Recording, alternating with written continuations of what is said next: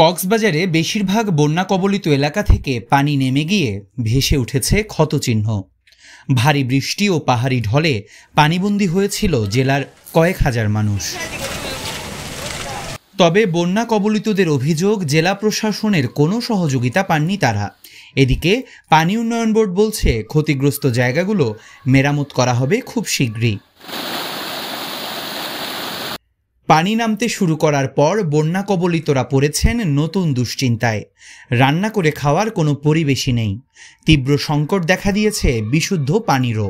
আমরা কোনো সহযোগিতা পাই নাই। আমরা এতটুকু পানি দিতে আসিলাম, সরকার থ্রুতে আমরা কোনো সাহায্য সমতা পাই নাই। আমাদের এইখানে আমার বসত বাড়ি, আমার ক্ষেত খামারি সবকিছু প্রায় ধ্বংসের মধ্যে, কিন্তু প্রশাসন থেকে আমরা কোনো ধরনের সাহায্য সহায়তা পাইনি।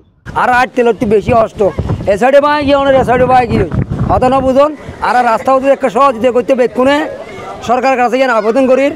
এদিকে জেলা প্রশাসন বলছে কক্সবাজারে এবারের দুর্যোগে 2 জনের মৃত্যু হয়েছে। তাদের পরিবারের পাশাপাশি জেলার বিভিন্ন ক্ষতিগ্রস্ত এলাকায় বিতরণ করা হয়েছে ত্রাণ সামগ্রী ও নগদ অর্থ। রিপোর্ট পেয়েছি, আমি ইতিমধ্যে সরকারকে নির্ধারিত ফর্মে অবহিত করেছি। আর তাৎক্ষণিকভাবে আমরা জানতে পেরেছি যে 2 জন মানুষ চকরিয়াতে এবং একজন মহেশখালীতে দুর্যোগে আক্রান্ত হয়ে মৃত্যুবরণ করেছি। তো এটি আমরা তাৎক্ষণিকভাবে প্রত্যেক পরিবারকে যে সরকারি আর্থিক যে অনুদান সেটি পৌঁছে দিয়েছি।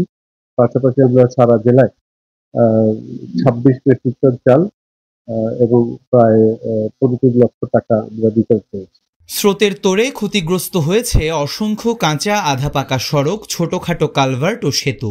এছাড়াও বীজতলা, ফসলের মাঠ, মাছের ঘের, বেড়িবাঁধও বহন করছে ক্ষতচিহ্ন। পানি উন্নয়ন বোর্ড বলছে আগামী 20 জুনের মধ্যেই ঠিক করে ফেলা হবে ক্ষতিগ্রস্ত এলাকা। আমরা এমনি প্রিপেয়ার আছি। পূর্ণিমার জ্বরের প্রভাবটা গেলে জাস্ট পানিটা যদি একটা স্টেবল অবস্থায় আসে তাহলে আমরা কাজ শুরু করবো। আমাদের টার্গেট হচ্ছে একদম কমপ্লিট করা, সেটা জুনের 20 তারিখের মধ্যে একেবারে কমপ্লিট করা টার্গেট। এদিকে সরকারি সহযোগিতার চেয়েও টেকসই বেড়িবাঁধ চান উপকূলের মানুষ। News desk, TTN।